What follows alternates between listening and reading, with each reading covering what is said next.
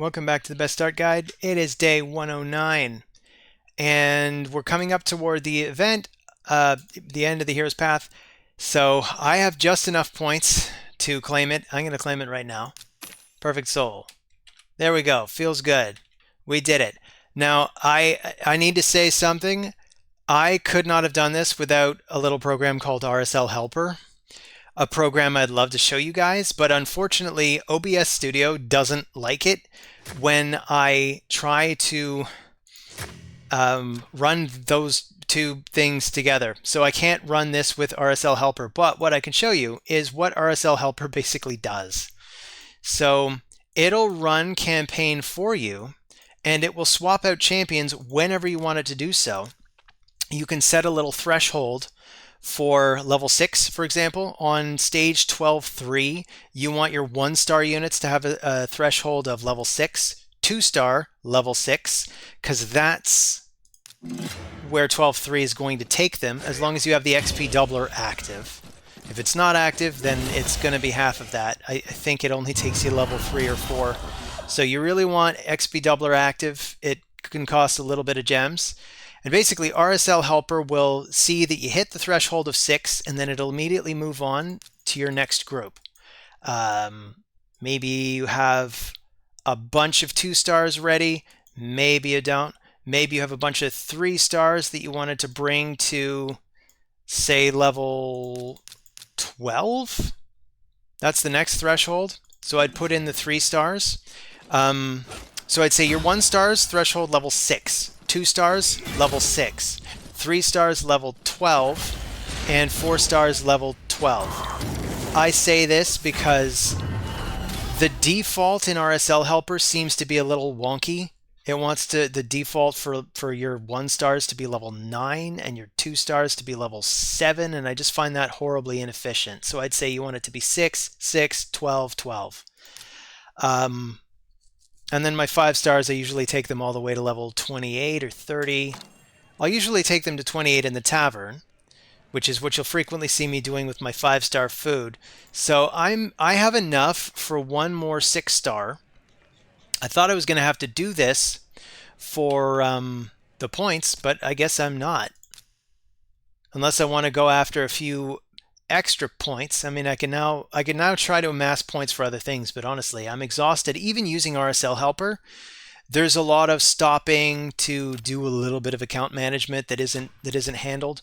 I didn't get the selling right, for example. So what I got to do is take a look at what how many new pieces do I have? 185 new pieces. Are they shields? 184 of them are. Okay. So select all, sell. Wow, that's nearly 2 million. That is, so I got a lot of silver this way. What are we at? Like 15 million silver just at the end of this. And it's not just 15 million silver, because I came to the shard pool and basically I summoned out to the max with ancient shards, and just got to get all the way down here. Wow, we got a lot of space now, so it takes a while. But I kept expanding it, and each expansion increases by about 500,000, by exactly 500,000, I guess. So I took a 2 million and a 2.5 million and so on until it's 4.5 million now. You know what? In my last episode, I think I had a threshold of 100 here, and I just pushed it straight to 170 because I thought I'd drive myself insane trying to use less workspace. So I expanded my workspace. It was expensive. I dipped into the gem supply.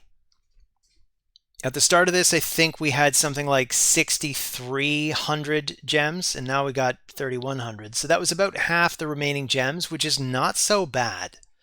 And this does mean that I can take Eostrid now, who I 6-starred during the event. So she's already there, but she doesn't have her books. And I don't know when she's going to get her books because I don't have enough books. We go to the tavern. What do we got in the way of books? 3. So it'll be a while. But basically, next CVC, I will probably book her if I don't think another legendary deserves the books. But she's also going to get her soul, which is going to be awesome. So here we go. We can awaken her with a 5-star soul just as soon as she's ascended. Again, this is all going to be done during CVC. So I do have one more 6-star that I could make. And I want to make it Uragrim because I want to try running him against Scarab King and other bosses as well. I think I even want to run him towards the clan boss because I like his whole kit, the way it goes together. He's got poisons and he's got continuous heal that he puts on all enemies and all allies. So this is going to be really helpful. Uragrim was a really lucky pull. So I'm going to build this guy as my next 6-star. I had intended to do him for this event. I can hold off now at this point until CVC. Or not. I'm going to not. I'm going to build him right now. I don't want to wait. Oh, we only have that much food. Okay, so we need to take one more 4-star. And we'll put in more of this food. So we'll take, I don't know, these ones. It doesn't matter. Take those. And it seems kind of a shame to waste the points that I could get for the Redeemer. Like normally what I'd do is I'd put in 8 brews to get the extra points on any 5-star food, which I'll do. 351 coins. So that's pretty good, really. So then I'm going to take my... I'd also consider doing Bellower. And I totally want a 6-star Bellower as well. He's not booked either. I also want to book him during CVC, so he's on the roster. This guy's on the roster. I want to build out Reliquary Tender because I don't have a full party cleanser, I realized. So she's on the list as well. But I think the happy medium is Uragrim because he does have a cleanse on a single target. And here we go. We're going to 6-star him. No turning back now. And often getting even a 6-star unit, I might just dump a couple of brews. I think I'll go with 10, for instance. 10 takes him, I think, to level 30. Yeah, so take him to level 30, get 522 points. Those are the big ticket items. That's how you get the Hero's Path done. Wow, I got an extra 2,000 points. That's overkill. So I can grab more stuff. I don't know what else I want. I might wait until the tail end of the event and then decide. So that's about all I wanted to do, is give you an update on that. But you know what? I also want to gear out Uragrim. Oh, and I want to choose a blessing for him. Because I got lucky. I got the 1-star blessing from the shop. So I just went ahead and spent some resources on it. I figure even just the 1st star is good, because the first level of blessing gives you the extra HP. And this is a huge amount of HP to be gaining on an epic, particularly this early in the game. And I figure the best thing to give somebody who's got a shield ring, particularly if I can get him counterattacking or just to have shields up often, is... Which one is it? It's this one. Emergency Heal. Heals this champion whenever a shield buff placed on them expires, is removed, or broken by an enemy attack. The value of the heal is equal to the portion of the champion's max HP. So I'm going to take this. He's going to have extra health now. I suppose I could have also gone with the restoring one for Hydra, but this is probably better. And there are even ways to solo content with Uragrim. If you have really good gear, I could try to give him my absolute best stuff. I'd been meaning to do a gearing guide. I can do kind of a mini version right now with this guy. We can look at our best, maybe our best primary speed boots. And I could just do like a little mock-up and see if I want to do it. So the first thing I want is speed on the boots. So I could take these from Kinagashi probably. Kinagashi, I want her in decent gear, but I've already been stripping gear off her. She's still only a 4-star. She's a reviver, but just a single target one. So we take her boots. It gets us an extra speed. I want to get this guy to at least 200 speed. Outside of the speed, I probably want to focus on resistance and hit points. And that's probably it. His damage is irrelevant. You don't have to worry about crit rate. So we'll take substats, speed, and maybe primary HP percent. So these gauntlets are available. I like that. We just take these, which pretty much covers immortal, unless I want to steal anything from anybody else, but I don't think I do. This would give us a nice HP bonus, but at the expense of speed, and I'd rather have the speed to cycle through the moves quickly. So let's see. Does regen hold the other? So we'd have to take something from Jamarsa, which I really don't want to do. Jamarsa's also on the Scarab King team, so it would super not make sense to do it that way. Without substats, then we have more available. We could take one from Tagore.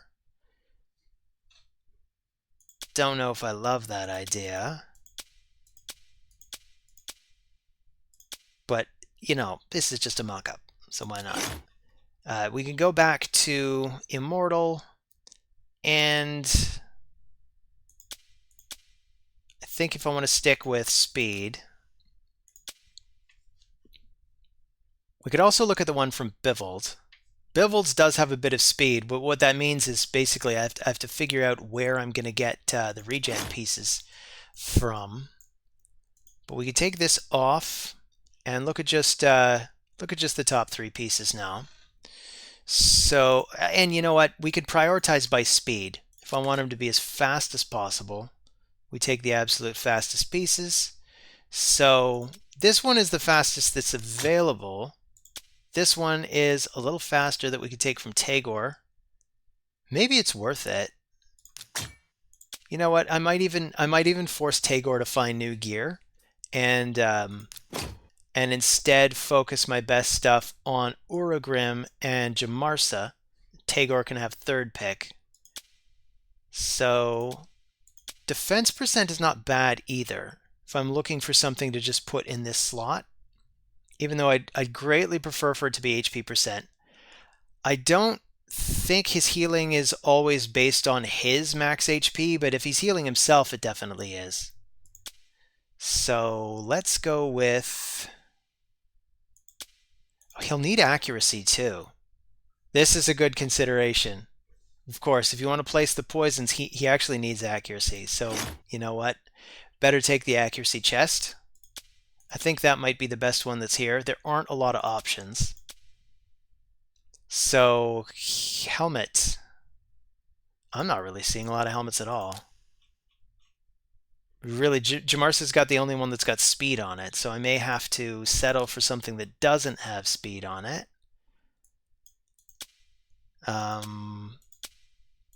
Accuracy then would be a nice consolation.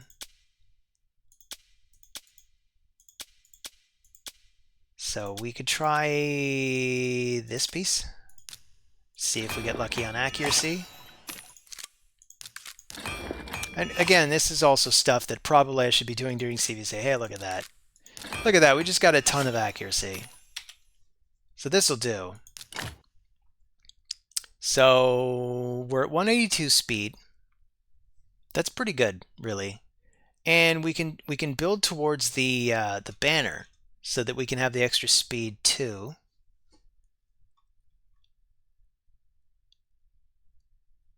I'm liking this so far. I'm going to take it. It means I'm going to have to re-gear Tagore. That's fine. So we're getting the extra speed. We're getting like extra 20k HP. If I go to the tavern, how easily can I ascend this guy? Hopefully I have enough.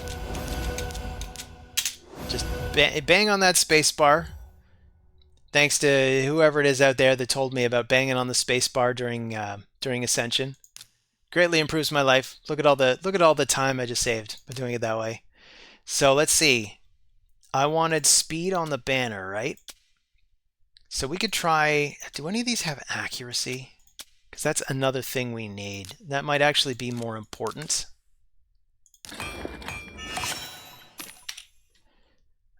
So in fact, maybe we should do it this way. We will look at anything that's even equipped. Doesn't look like it matters. But primary, accuracy. If I want accuracy, it's this one. And I think I probably do, just to make sure there's enough accuracy going around. So maybe we'll get lucky and get a bit extra speed. Maybe we won't. Hey, we got HP. That's actually just as good. Honestly, we did want more of that HP. And for the amulet, we can even just isolate for the amulet and say primary, I want HP if possible. And substats, I want accuracy if possible. So there are only 2. So let's roll both of them up to 8. I always misclick on that. I click on it to roll up the first one. So we got resistance, and here we got a little bit of each. Honestly, I'm wondering if I just want the more resistance. But I don't know. The resistance is so low, it looks like it barely matters. He may end up getting provoked a lot by the Scarab King when he's up against him, but maybe that's not such a big deal. So we could equip this, and I think we're ready to take on that Scarab King. So I'll do that before we go. I'd also like to get him some masteries at some point. That's going to take a while. But for key masteries, I'm thinking extra healing, so he's probably going to come down this side. We could also go for the extra accuracy, but I think the healing is going to be more important. I think it's easy enough to get enough accuracy. Let's go to the Doom Tower. Scarab King. So I'm gonna put him in my new team. At this point, Bellower would just get us killed because he doesn't have that that important accuracy. Not accuracy, but and you know what? He's also got the aura.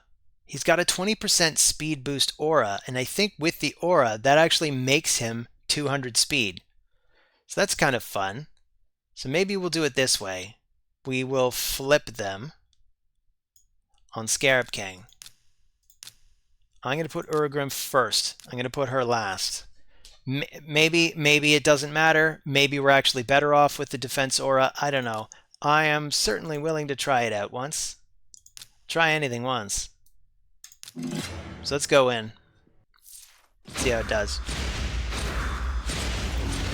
So first thing, for the sake of making this not take any longer than it needs to, we'll make sure to target the reviver first.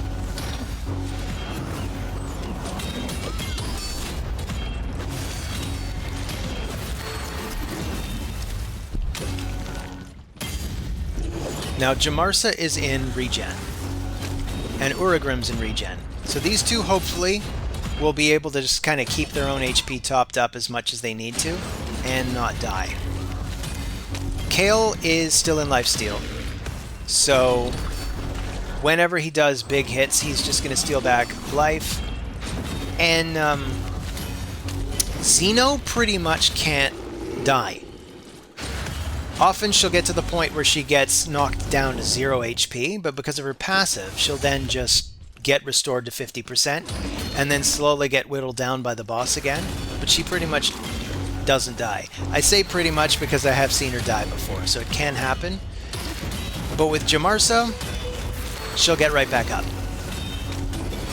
That's right, Jamarsa's got us covered.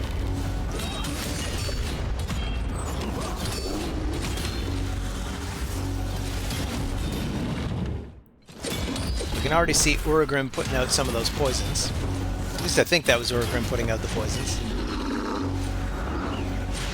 Because Kale can also put out the poisons. So I figure between the two of them, this should hopefully bring down the time on the boss.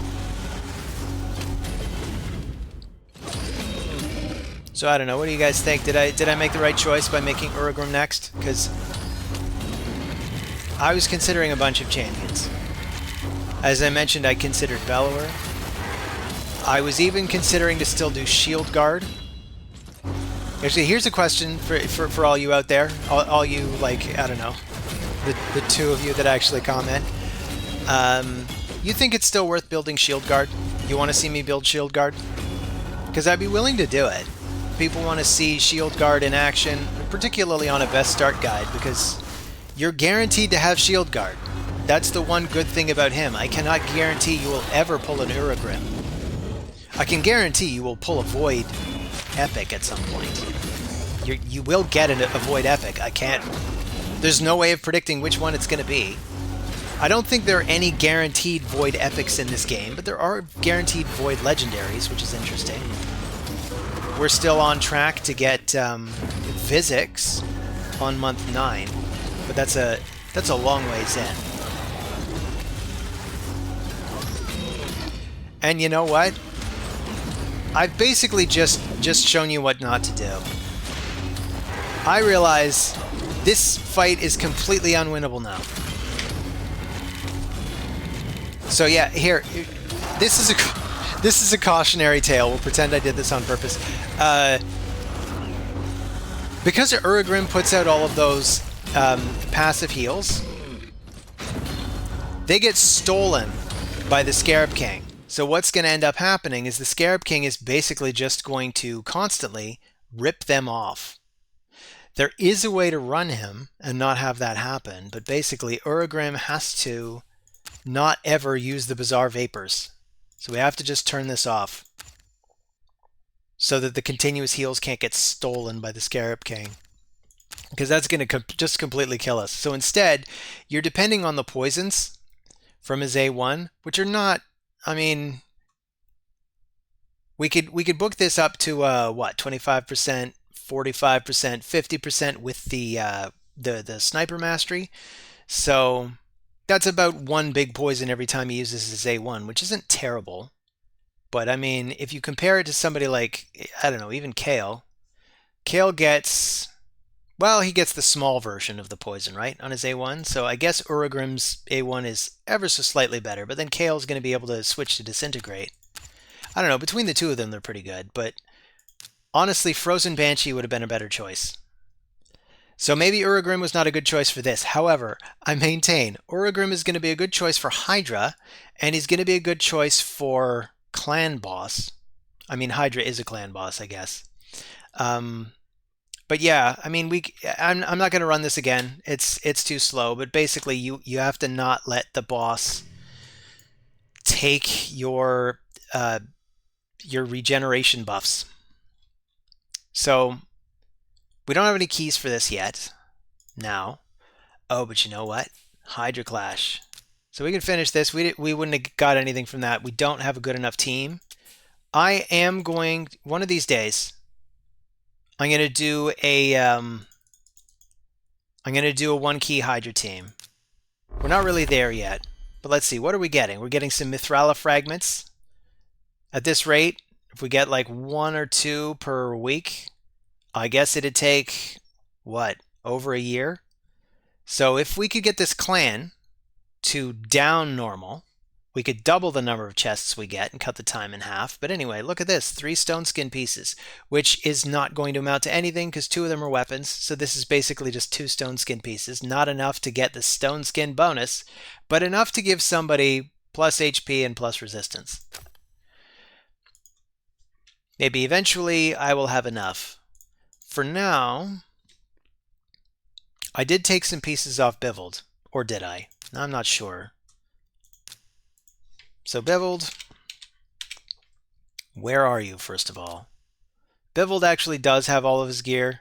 I'm going to add him to the collection again, just so I can make sure he's getting what he needs. And come to think of it, I'm probably just going to swap him for Jamarsa. So let's look at him as well, come to think of it. So he's still got the speed, because I wanted him to be fast. So let's take the fastest things that are still available. So substat speed, actually just priority speed is the way to do it. So prioritize by speed, and these, and from regen. So these are the fastest weapons and shields. Actually, I really like that. That's got some good HP on it. Make him nice and survivable. So he's back to being at full. Just want to make sure I haven't left anybody without gear. Not any of my main people anyway. Everybody's looking pretty good. Poor Bellower lost his ring. Now I'm wondering if I want to put that ring back on Bellower and just run him against Scarab King, because now I really wish that this had worked out. That's really embarrassing, but you know, I'm nothing if not honest with you guys about my skill at this game. Sometimes I'm really good, sometimes I make really good decisions, and sometimes I super don't. That was a big brain fart moment. I'm happy I got to share that with you guys. Just so embarrassing. But yeah, and it's not like this is the first time that's ever happened with that boss. Scarab King loves to rip your buffs from you, and he is very, very good at taking practically no damage. So if he gets any temporary heals going back on himself, it takes forever to get through him. So we'll go back to normal. I'm going to replace Tagore. What I like about Tagore is he's got the increased speeds, right? But who else is bringing that? Xeno is bringing increased speed already. We're going to get the increased speed for, you know what? Even though she's not booked or ascended or anything, now I'm wondering if I just want to go ahead and book out Eostrid Dream Song.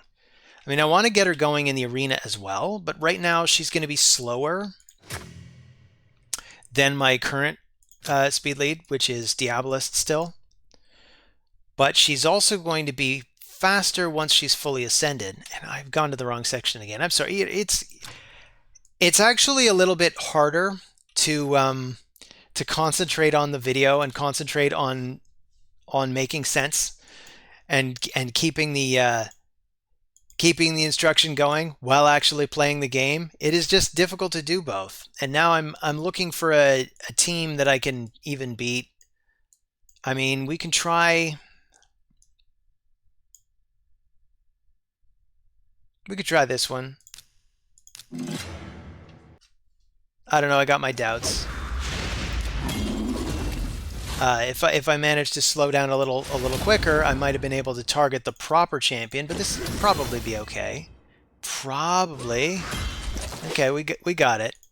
I don't super trust this game on full auto anymore either, because they'll often target the wrong champion, like Sun Wukong trying to slam the wrong guy. Of course, against Ultimate Death Knight, it's always going to hit Ultimate Death Knight. That's maybe the one good thing about Sun Wukong when it comes to Ultimate Death Knight, is he will definitely target him. But here, if we go 1-2, I'd like to make sure we at least have an attempt at provoking him. I wonder if this team can even take this team out.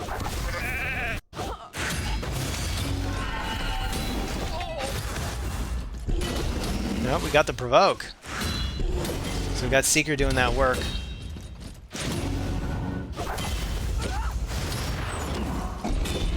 I think we're going to do it, guys. Wow. And then we go straight to gold 3, where the fights get harder still. But we could still do it. Like, against this team, I'd say, all right, just target the Reviver. Try to get her provoked if possible. We didn't manage, but it also means that Sun Wukong is going to target her with his Wonder Staff.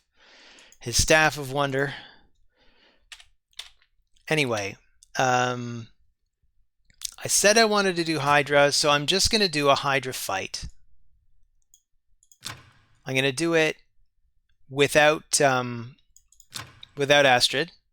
So we'll go to Hydra, normal, because you know what? She's probably not going to be ready till CVC anyway, so this way we'll just run Bivald.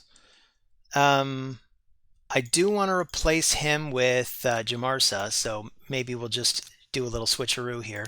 Jamarsa goes in here, and on my second team, it'd be him. I really like Master Butcher as a provoker. Is there room for him, or do I want to just run as much damage as possible? And I think I want to just run as much damage as possible. So basically, we got Bivald for the provokes, the heals. We have a provoke coming off him, and the increased attack. We have block buffs coming off Sun Wukong. We have healing and revives coming from Jamarsa. Jamarsa also lowers the cooldowns of everybody else as they go, so that's extremely helpful. We have poisons coming off Kale, we have some damage coming off Kale, and we have a lot of damage coming off Xeno, as well as increase attack on herself, decrease attack on her target, and we already whiffed it. Hang on, I'm just gonna quickly reset, because what I want to do right at the start is target him. This is the Head of Decay. We want to try to provoke him as much as possible, so that's the name of the game. And then we want to try to kill him as quickly as possible. I also kind of want to avoid hitting, what's his name, the Head of Torment, as much as possible, because every time you hit him, you get one of these damned True Fears. And the only real way to counter this is with Veils, which I don't really have a lot of, or with Inquisitor Shemael, if you happen to be lucky enough to pull him. Another great Void Epic to look out for. If you have him, congratulations, use him against Hydra. He's amazing.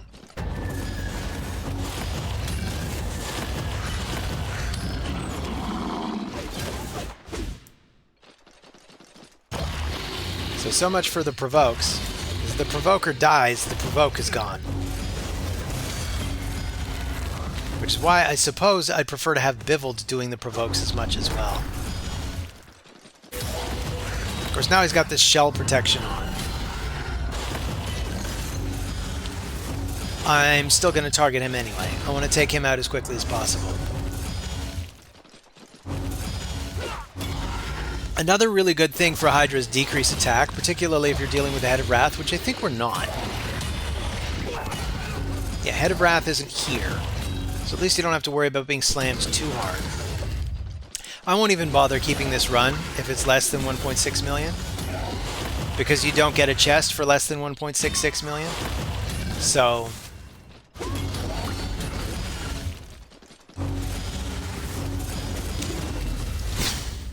anyway, I do want to develop the Hydra team next. It's top priority. So maybe by the next episode I will have a really good Hydra team. Maybe I'll try Master Butcher back in the team, because he does have that 2-turn provoke, which is 100%, and it is not dependent on being a strong or weak hit.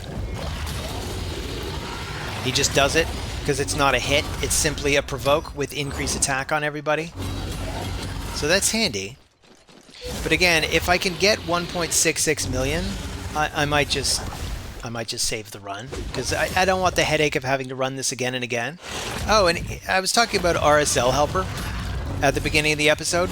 This is another thing you can do with RSL Helper. You can actually have a threshold that you've decided you want to go for. You might say, all right, run Hydra over and over and over until you get a run that's 1.66, and then take it.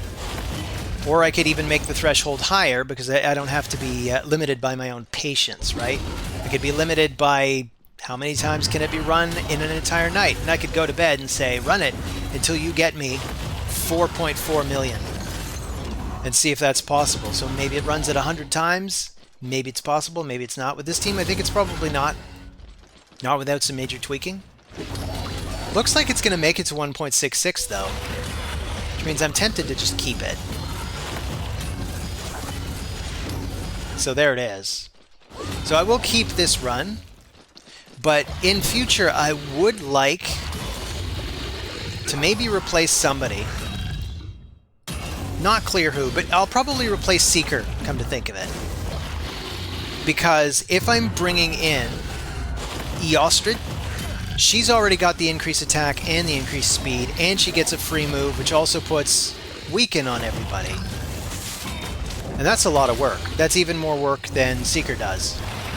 So that way Seeker would be freed up to maybe be on an arena team. Maybe I'd have Seeker freed up to be on my clan boss team. Because having increased attack always up on everybody in a clan boss team would also be super good. Come to think of it, I probably should 6-star Seeker next anyway. So we got 2 million. That's about the record for this account right now. I'm going to keep the result. I am happy with that, because 2 million is enough to reach the first threshold. 2.22 is for the second threshold, but it's kind of a a non-issue because it's novice chest, novice chest. It's the same chest. It's the same odds. It's the same stuff. I don't know why there are two different sections here because it's always novice chest, novice chest. Why not just Plarium? Why not just have 1.67 to 4.44 million? It's one chest. And I guess the answer is because the way they coded it, there's always four chests on each difficulty level, but it's like adept, adept again. What about brutal? Warrior, warrior. What about nightmare? Oh, nightmare. It actually is different. So maybe that's why. I don't know. And if anybody out there know? If you do, I don't know. Let me know. Let me know. I like learning stuff about this game. That's about all I got for you guys today. Outside of this, I think I'm just gonna run my usual daily stuff, like we run our silver keys. I figure with this new, you know what, this would be a good opportunity to see if the presets work now. I even want to double check just as a nice little review for Urugrim for round 3. Just do not use these continuous heals. It's going to screw everything up. So we'll just run the multi-battles. That's it. I've been Gavin Masters. I'll probably still be Gavin Masters next time. It's always nice to have you stopping by. See you again. Take care.